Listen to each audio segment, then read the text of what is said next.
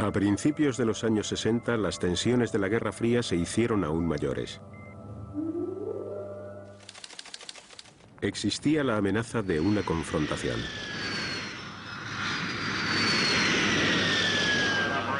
Las dos superpotencias observaban y esperaban, preparándose mientras tanto para un holocausto nuclear.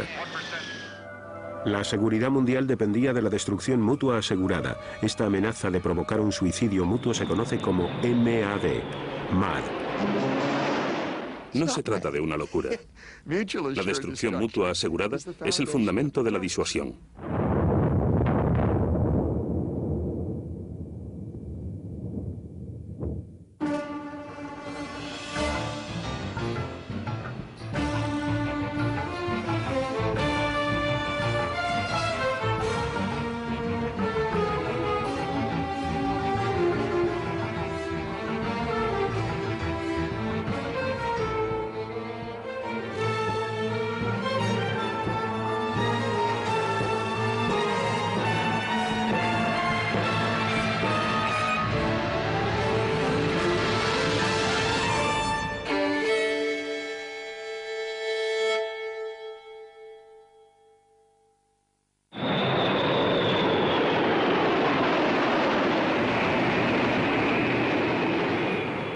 El 1 de julio de 1960, un avión de reconocimiento RB-47 como este emprendió una misión rutinaria para investigar los radares defensivos de la frontera soviética. Salimos de la base aérea de Brice Norton, en Inglaterra. Por aquella época era nuestra base de operaciones más avanzada y se suponía que teníamos que llevar a cabo esa mal llamada misión rutinaria. En un principio no tenía por qué haber problemas durante ese vuelo y pensamos que sería una tarea relativamente sencilla, a pesar de que la duración de la misma era de 12 horas.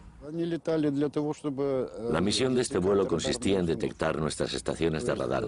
Querían saber la localización de los sistemas de defensa aérea de la Unión Soviética. Para ello, a menudo volaban cerca de nuestras fronteras. Al principio volábamos en paralelo a las costas soviéticas en las que se encontraba Murmansk, la desembocadura del mar de Barents y demás.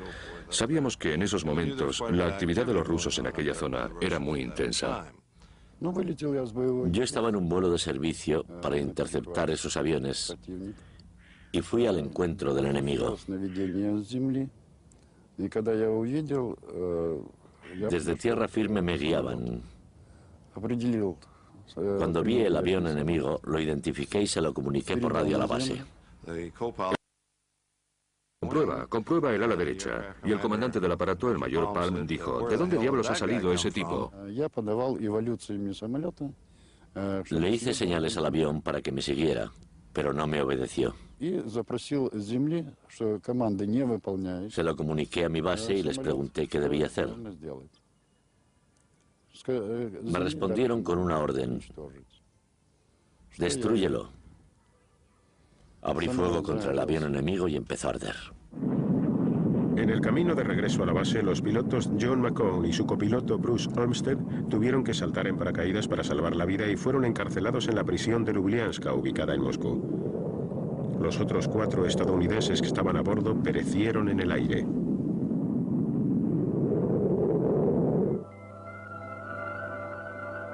En la línea del frente, la vigilancia era constante. De estallar, la guerra pronto adquiriría tintes nucleares.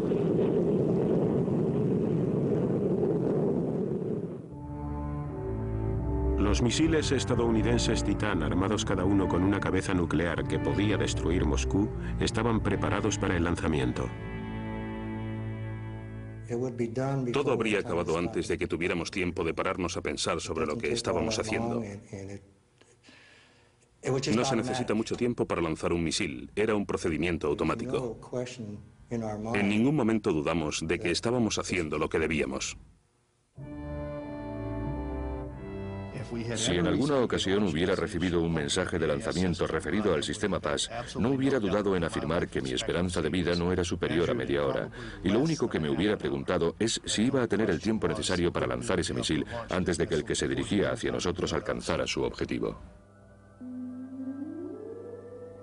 Pearl Harbor aún seguía siendo una herida dolorosa en la mente de los estadounidenses. En Alaska, Groenlandia e Inglaterra, los radares BMEW o radares de alarma lejana para detectar misiles balísticos estaban en funcionamiento. Los Estados Unidos no querían ser sorprendidos de nuevo. La Guerra Fría era una guerra que se libraba las 24 horas del día, los 7 días de la semana. En nuestra opinión, pretendían controlar el mundo, y nosotros representábamos uno de los mayores escollos con los que tropezaron en su camino. Por este motivo, éramos uno de sus peores enemigos, y su principal objetivo consistía en dominar nuestro país. Se enfrentaban con nosotros constantemente y las cosas no podrían haber ido de otro modo. En mi opinión, los estadounidenses eran agresores que querían conquistar el mundo entero, y nosotros teníamos que proteger el mundo. En 1961, el nuevo presidente de los Estados Unidos, John Kennedy, tomó posesión de su cargo en medio de un tenso mundo nuclear. De su predecesor, Eisenhower, heredó la doctrina de la represalia masiva.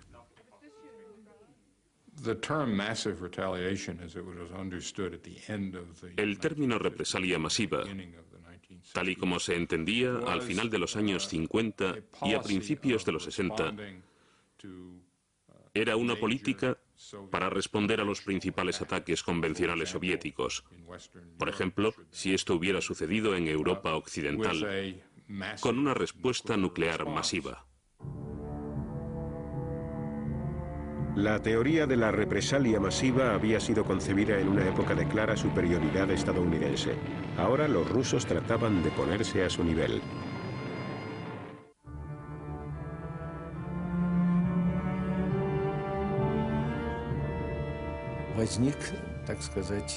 Había una especie de obsesión por alcanzar y superar a los estadounidenses para tratar de demostrar a todo el mundo que no estábamos muy lejos de ellos, que también nosotros teníamos armas nucleares. Había quienes opinaban que solo conseguiríamos evitar una guerra nuclear haciendo frente al imperialismo mundial con una fuerza de envergadura similar a la suya. Khrushchev utilizó una manera muy dramática para recordar a Occidente el poder de los soviéticos. Incumplió una moratoria sobre pruebas nucleares. 30 de octubre de 1961. La tripulación de un bombardero ruso se prepara para lanzar la mayor bomba que había visto el mundo.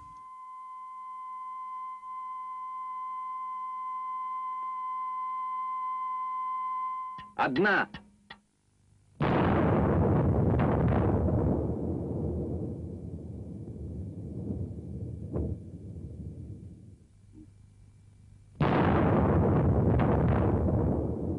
La explosión fue equivalente a la que hubieran provocado más de 50 millones de toneladas de TNT, una cantidad de explosivos que superaba a la que se utilizó durante toda la Segunda Guerra Mundial.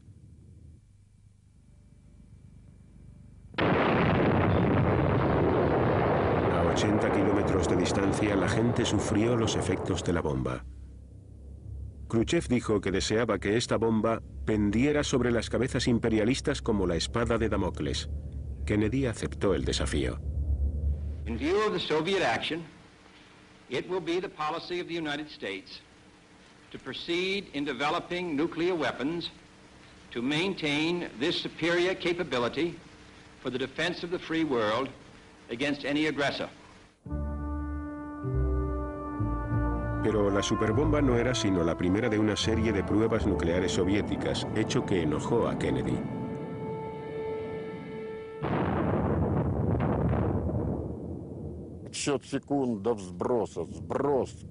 Recuerdo que contamos los segundos y luego dejamos caer la bomba.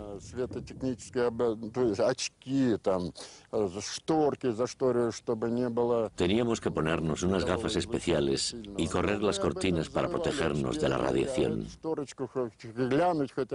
Nos pusimos las gafas, pero olvidamos correr las cortinas porque queríamos echar un vistazo fuera. De repente fue como si estuviera amaneciendo. Las nubes se dispersaron y pudimos observar una imagen hermosa, muy hermosa, como de cuento de hadas. Era un champiñón que no paraba de crecer.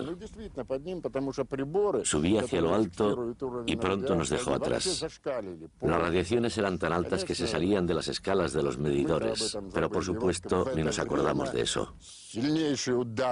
Entonces se produjo repentinamente un viento fuerte cuando la onda expansiva alcanzó al avión y los mandos se volvieron locos.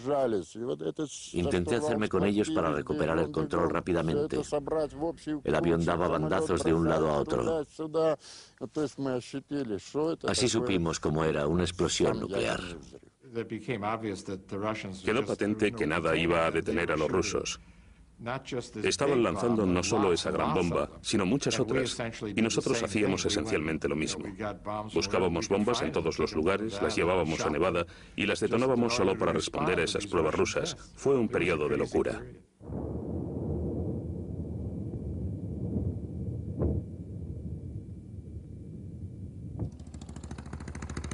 En Occidente, la opinión pública le estaba volviendo la espalda a la acumulación de bombas y a las pruebas nucleares. En Gran Bretaña, lo que comenzó en 1958 como una marcha hacia el centro armamentístico de Aldermaston, fue creciendo hasta convertirse en una congregación anual en la que tomaban parte decenas de miles de personas que se manifestaban pidiendo el desarme nuclear. Nos tomamos muy en serio el hecho de que si se utilizaba una bomba nuclear en la zona de Londres, el efecto sería tan masivo y afectaría a un área geográfica tan extensa que incluso repercutiría en personas que tuvieran sus hogares a kilómetros y kilómetros de distancia. Y hablábamos muy en serio cuando considerábamos la posibilidad de que eso llegara a suceder. Los científicos la han creado y está ahí, preparada para que llegue alguien que quiera utilizarla. Kennedy y su secretario de Defensa, McNamara, cada vez eran más conscientes del peligro de basar sus actuaciones en la estrategia de la represalia masiva. Las armas nucleares carecen de utilidad militar alguna. Solo sirven para disuadir al contrario de utilizarlas.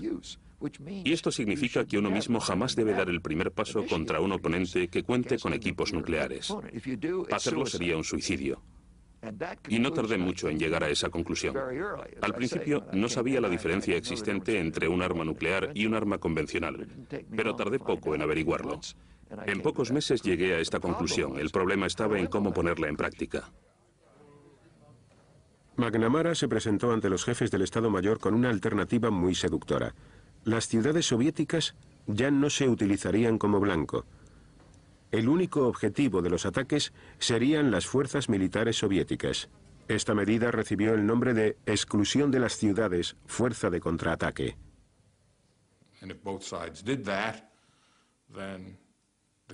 Y si ambas partes ponían en práctica esta medida, el número de víctimas, en el improbable e indeseable caso de que se desencadenara una guerra nuclear, sería menor.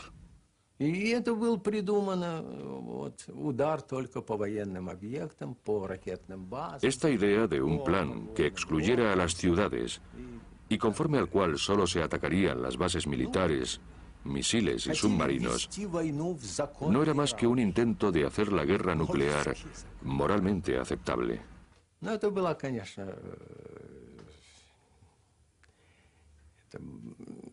Con esta medida trataban de engañar a todos y cada uno de nosotros.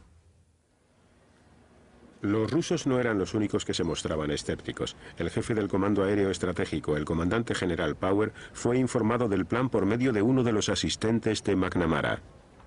El general Power insistió en que la única manera de tratar con esos bárbaros era hacerlos saltar a todos por los aires y dijo: ¿pero quién va a ganar esta guerra? Y añadió: a mí me bastaría con que quedasen 2 estadounidenses y tan solo un ruso. Eso significaría que habríamos ganado. Yo le respondí: bueno, lo mejor sería que uno de esos 2 estadounidenses fuera una mujer. Octubre de 1962. Para tratar de reducir la superioridad nuclear de los Estados Unidos, Khrushchev envía misiles a Cuba. Era real. No se trataba de una broma.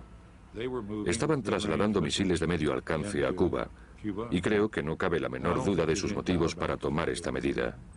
Ya debía haber algunos allí, y ciertamente tuvieron muchas facilidades para introducirlos en la isla. Era una situación muy tensa. Kennedy ordenó un bloqueo y puso a sus fuerzas repartidas por todo el mundo en situación de alerta máxima.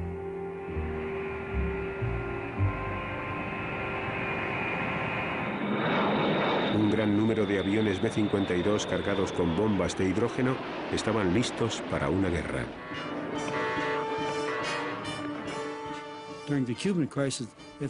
Durante la crisis de los misiles cubanos, cuando sonaba la sirena, salíamos como alma que lleva el diablo.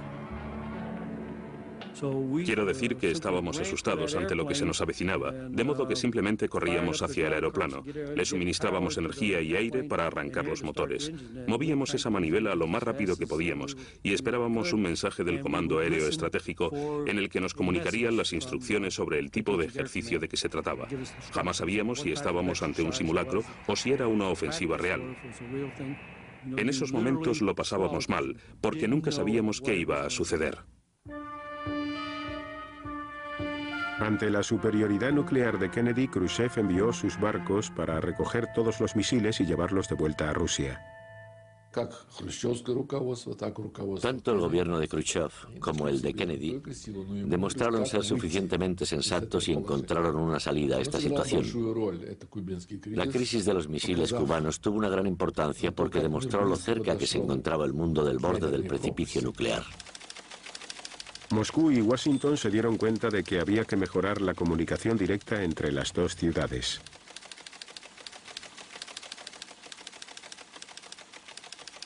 Por este motivo instalaron el teléfono rojo para mantenerse en contacto permanente. El verano siguiente, impresionados por lo cerca que habían estado de iniciar una guerra mundial, la Unión Soviética, Estados Unidos y Gran Bretaña firmaron un tratado para limitar las pruebas nucleares. Ya no se llevarían a cabo más pruebas atmosféricas. Las pruebas nucleares se seguirían realizando, pero bajo tierra.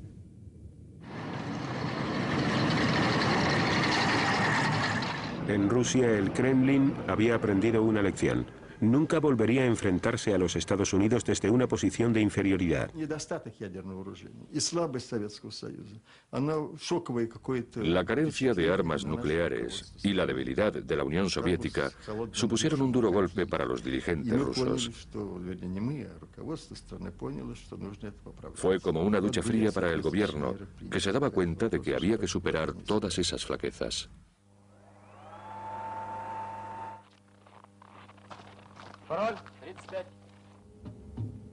La Unión Soviética comenzó a almacenar fuerzas nucleares y añadió a su arsenal cientos de misiles.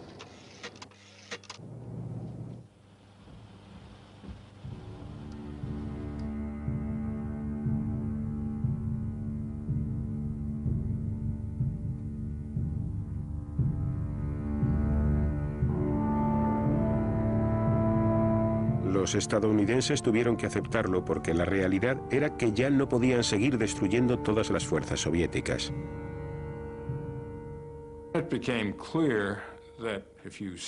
Quedó muy claro que si decíamos que nuestra principal propuesta consistía en centrarnos en la capacidad militar del otro bando, esos objetivos proliferarían hasta tal punto que ya no podríamos establecer una cantidad de dinero limitada para destinar a las fuerzas estratégicas. En ambos bandos, los militares admitieron que ya no podían proteger sus respectivos países de la destrucción.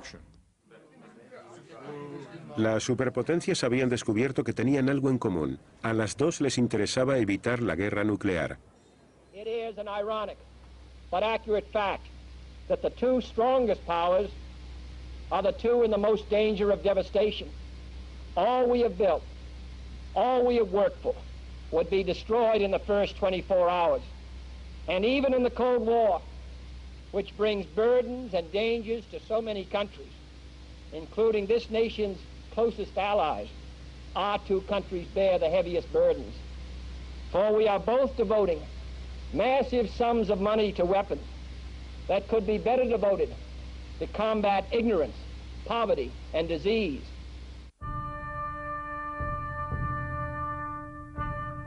Estaba comenzando a surgir una lógica que dejaba al descubierto un panorama sombrío. El desarme nuclear era un objetivo que nunca se podría alcanzar, aunque una guerra nuclear era impensable. En 1964, McNamara llegó a la conclusión de que este plan de exclusión de las ciudades era una peligrosa ilusión. Ahora estaba convencido de que la guerra solo se podría evitar con la amenaza de un suicidio mutuo. McNamara en especial estaba totalmente convencido de que la única estrategia posible era la que se conocía por MAD, siglas de destrucción mutua asegurada. Y esto significaba que el único elemento disuasorio estable con el que se podía contar en el mundo era, para ambas partes, la capacidad de una y otra de acabar con el 25% de la población del país rival. No es una locura. La destrucción mutua asegurada es el fundamento de la disuasión.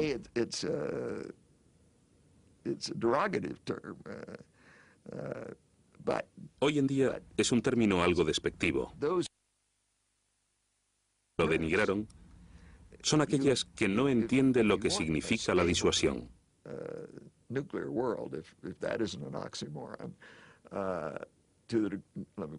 Si deseamos un mundo nuclear estable, si es un oxímoron, que por decirlo de otra manera, en primer grado puede conseguir un mundo nuclear estable, cada parte tiene que saber a ciencia cierta que puede disuadir a la otra.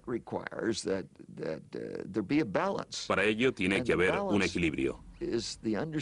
Y para llegar a ese equilibrio, hay que comprender que si una de las dos partes comienza a utilizar armas nucleares, la otra parte responderá con la potencia suficiente como para infligirle daños inaceptables. En estos momentos, los submarinos desempeñaban un papel crucial.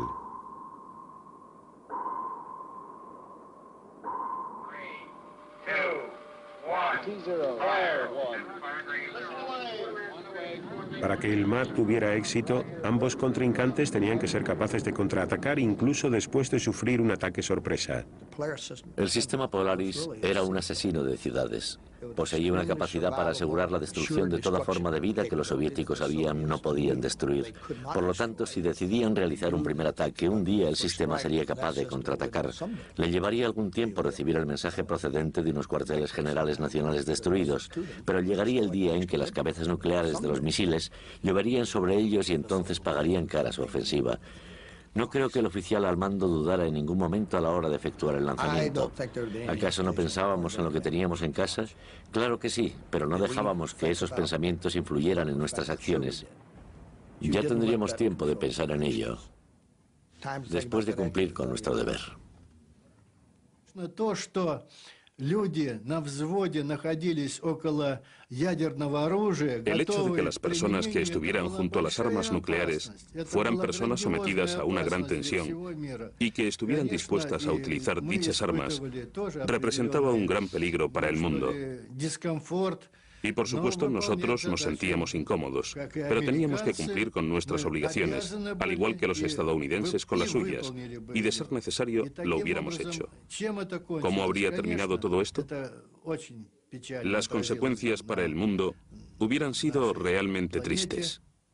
Desde el principio pensé que era algo inmoral, decrépito. Es decir, yo no acepto la guerra cuando su principal objetivo es matar gente. El fin primero de la guerra es ganar ese conflicto sangriento con el menor número de bajas posible, en primer lugar en el bando propio y en segundo lugar en el del rival. Siempre se intenta minimizar las pérdidas de ambos bandos, pero lo primero de todo es uno mismo, y lo que todos desean es ganar la guerra y que todo acabe cuanto antes.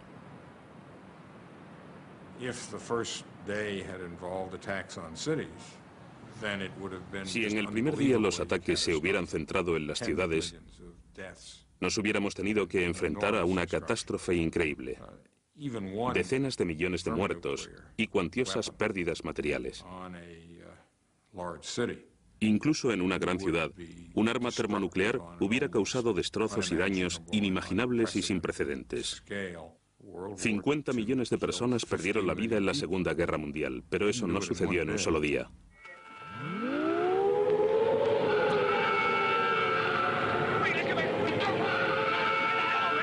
En 1963, Peter Watkins, un cineasta británico, produjo un docudrama para mostrar lo que significaría una guerra nuclear.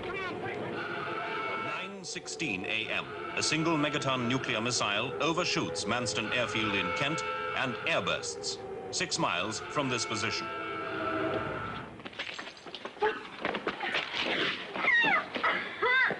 At this distance, the heat wave is sufficient to cause melting of the upturned eyeball, third-degree burning of the skin, and ignition of furniture. 12 seconds later, the shock front arrives.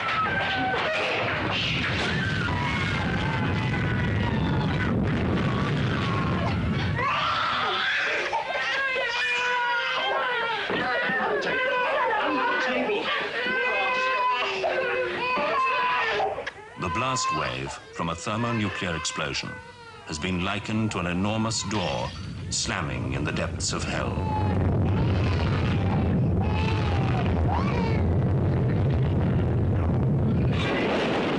Esta película recibió el nombre de Juego de Guerra.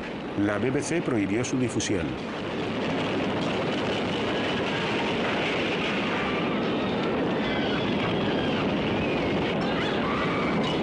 No pudo emitirse en televisión hasta 20 años después.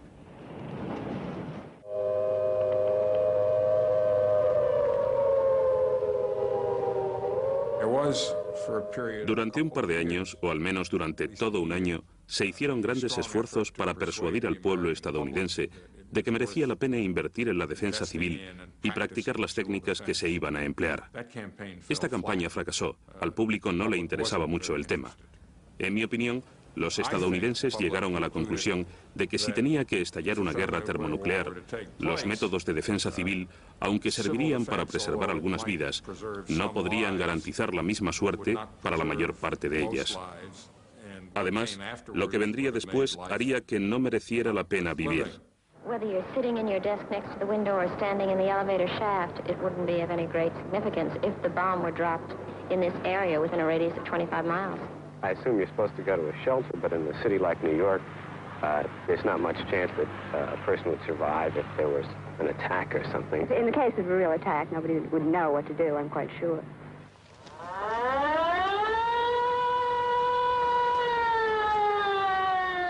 Oficialmente los rusos se tomaron mucho más en serio la defensa civil, pero la realidad no era muy esperanzadora.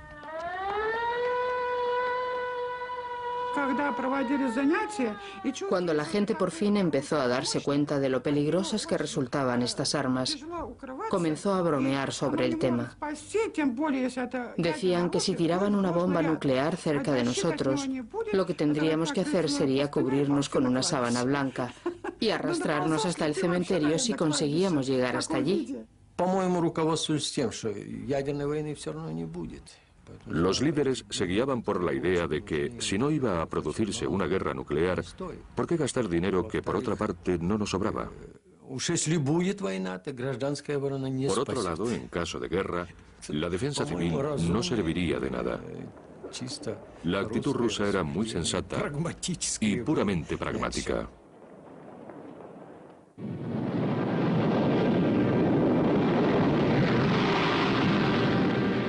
Aunque la posibilidad de una guerra total era lejana, la disuasión entrañaba sus propios peligros. En 1966, un B-52 que sobrevolaba las costas de España trató de repostar en pleno vuelo con ayuda de un avión cisterna.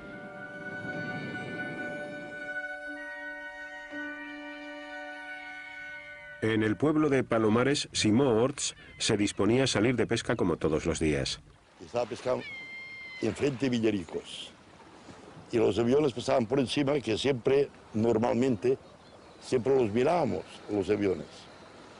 Iban dos B-52 y repostando.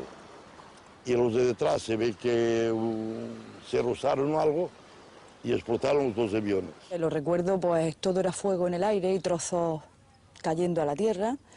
Una vez que todo cayó al suelo, recuerdo todos los vecinos corriendo, yendo al lugar de donde salía humo porque se suponía que allí había caído algo que estaba ardiendo.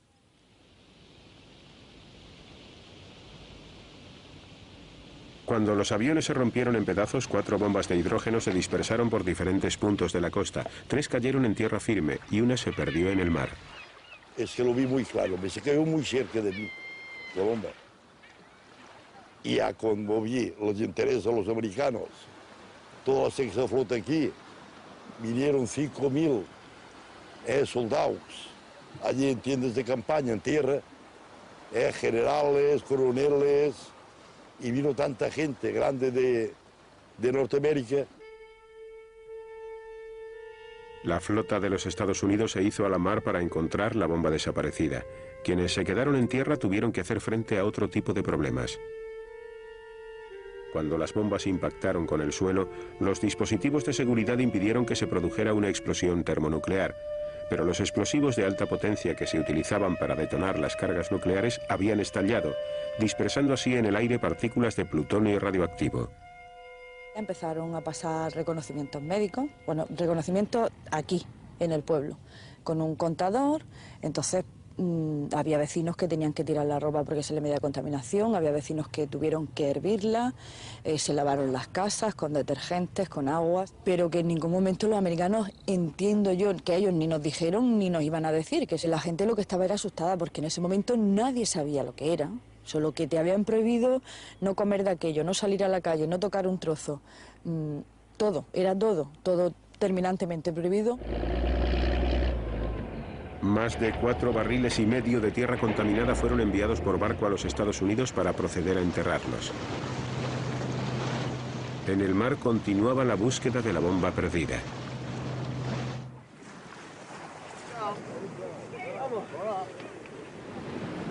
Los españoles temían que el Mediterráneo estuviera contaminado. El embajador de los Estados Unidos, Vidal Duke, se bañó en el mar ante las cámaras. You detect any radioactivity in the water? If this is radioactivity, I love it. 8 días después de que se produjera el accidente, un mini submarino estadounidense, el Alvin, encontró la bomba que faltaba. Estaba intacta. El Pentágono llamaba a las bombas nucleares perdidas Broken Arrow, que viene a significar flecha rota. La de Palomares hacía el número 14 desde 1950, aunque no sería la última. El número de accidentes soviéticos aún sigue siendo una incógnita. A los militares rusos no les convencía el concepto de McNamara de destrucción asegurada. Ellos consideraban que su principal deber consistía en proteger su patria. Por ello trabajaron para crear dispositivos ABM o antimisiles balísticos que podían destruir los misiles estadounidenses en pleno vuelo.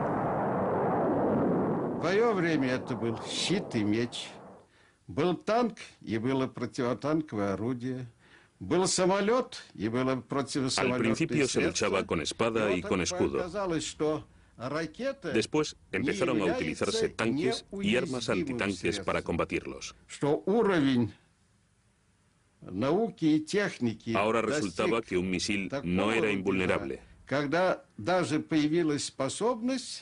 La ciencia y la tecnología avanzaban tan rápido que ya era posible hacer frente a las armas más peligrosas y más invencibles. Para los Estados Unidos, los dispositivos ABM de Rusia fueron un duro golpe. Se encontraron ante una terrible paradoja. Al crear un sistema defensivo, Rusia había puesto en peligro el delicado equilibrio nuclear.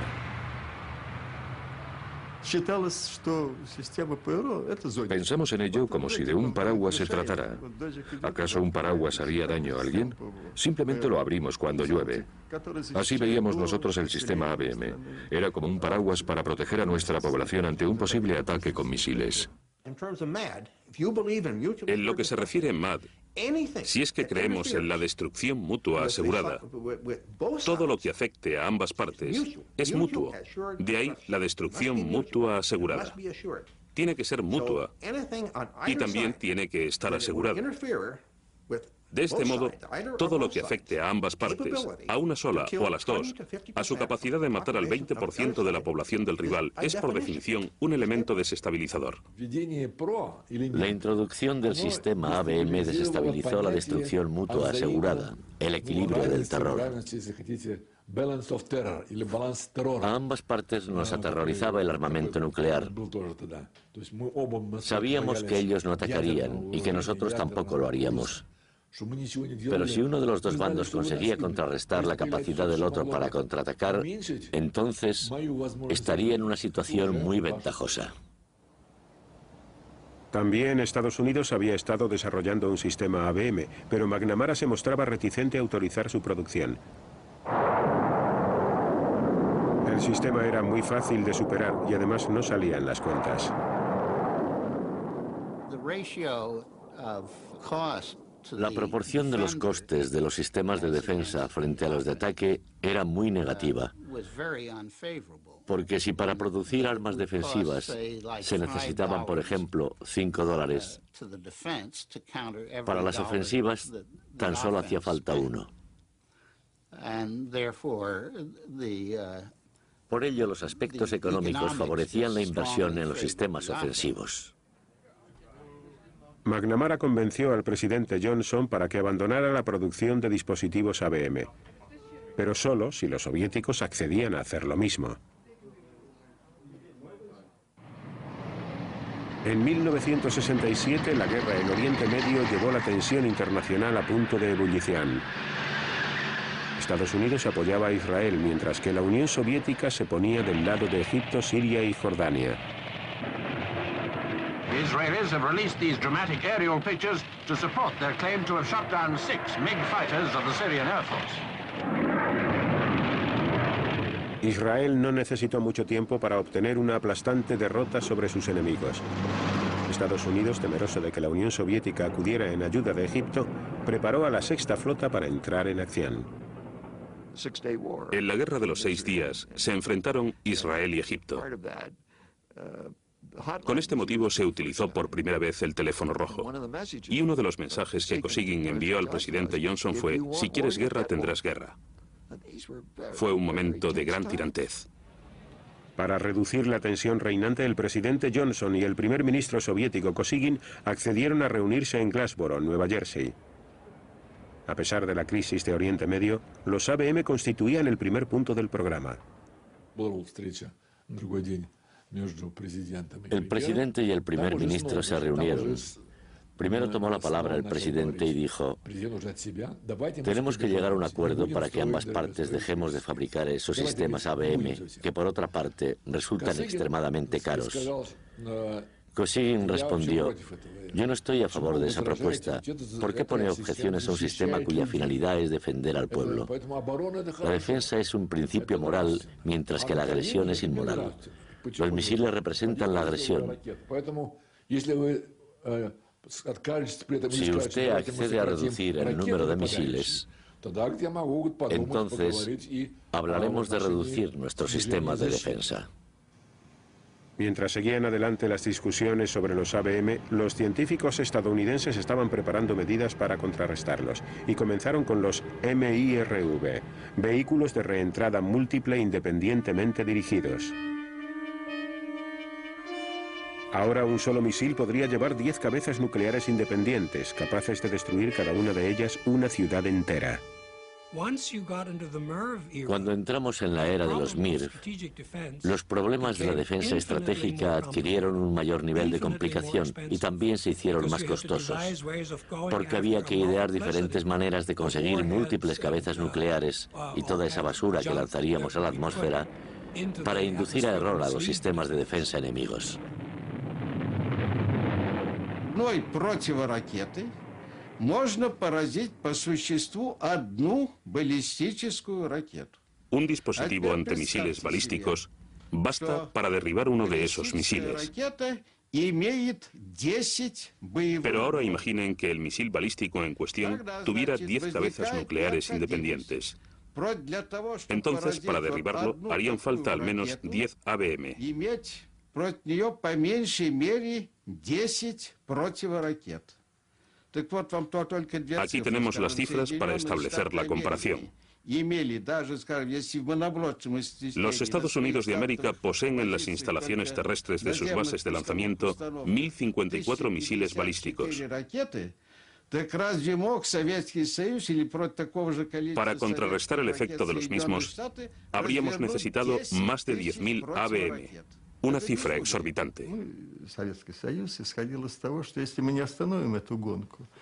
La Unión Soviética pronto se dio cuenta de que si no detenía la carrera de armamentos, Estados Unidos, que disfrutaba de una mejor situación económica, podría superarnos con facilidad. Nuestros líderes empezaron a entender que tendríamos que escoger entre seguir construyendo el socialismo y el comunismo o dedicarnos a fabricar misiles.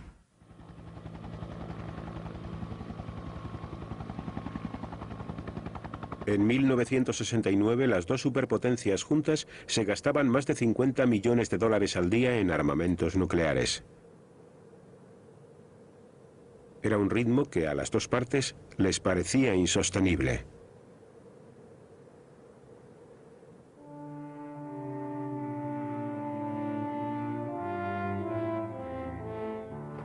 Al final accedieron a encontrarse en Helsinki para tratar de detener la carrera armamentística. Estas negociaciones recibieron el nombre de SALT. Son las siglas de conversaciones para la limitación de armas estratégicas.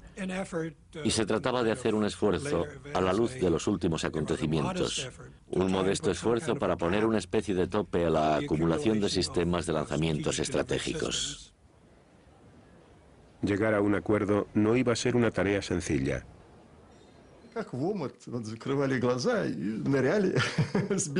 Era como sumergirse en una ciénaga con los ojos cerrados. Quedaban muchas incógnitas y muchos problemas para conseguir organizar todos esos aspectos. Y una de las principales razones era que, antes de acudir a las reuniones, Brezhnev llamó a los miembros de la delegación y les advirtió muy en serio de que no hablaran más de la cuenta. Les recordó que la KGB estaría escuchándoles y que si no obedecían, encontrarían esperándoles en la prisión de Lubyanka. Los soviéticos estaban aún más indecisos si cabe porque temían hacer algo que implicara cualquier tipo de intromisión en su sociedad. Y de hecho resultaba inevitable que cualquier tema relacionado con el control de armas reales llevara consigo las pertinentes inspecciones y verificaciones, etc. Y esto para los soviéticos era como una condena. Las negociaciones se prolongaron durante todo 1970 y 1971. Ambas partes trataron de adaptarse a la filosofía de la otra. Los soviéticos llevaban en su interior, en su estómago, en la médula de sus huesos, ese derecho, ese inherente derecho que poseen las naciones de defenderse.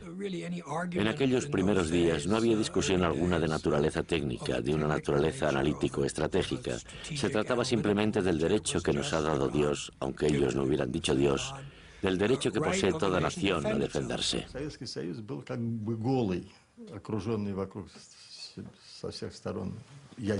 La Unión Soviética se sentía desnuda, desprotegida, completamente rodeada por las fuerzas nucleares estadounidenses.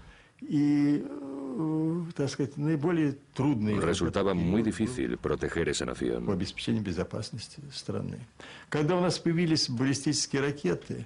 Cuando mejoramos nuestros propios misiles balísticos, aunque no teníamos muchos, nos dimos cuenta de que habían servido para igualar la balanza. Pero al comienzo de las conversaciones, recordamos todos los tipos de armas con las que podían atacarnos. Entre bastidores, Henry Kissinger, consejero de Seguridad Nacional de Richard Nixon, concertó reuniones privadas con el embajador soviético Anatoly Dobrinin.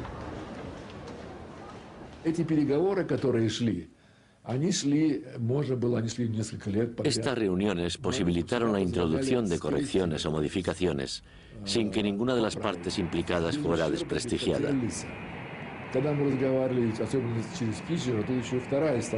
Hablando en privado con Kissinger, podíamos establecer el punto de vista oficial para después hablar más libremente.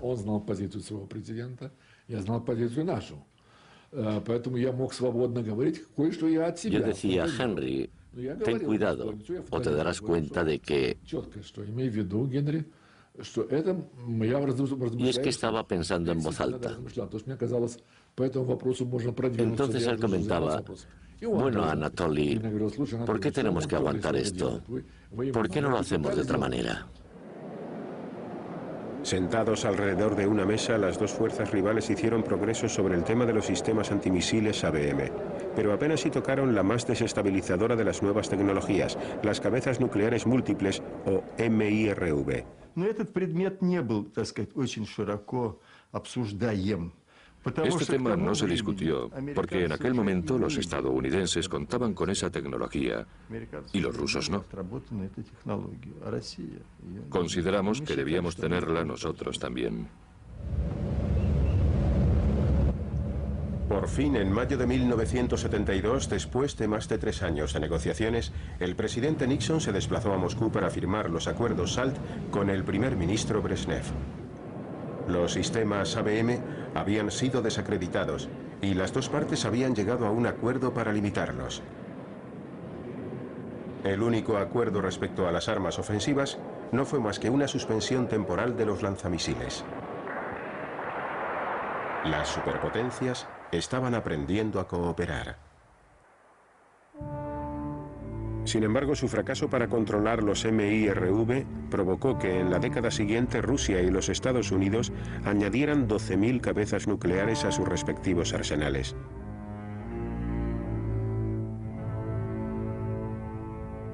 Los preparativos para la aniquilación mundial seguían su curso.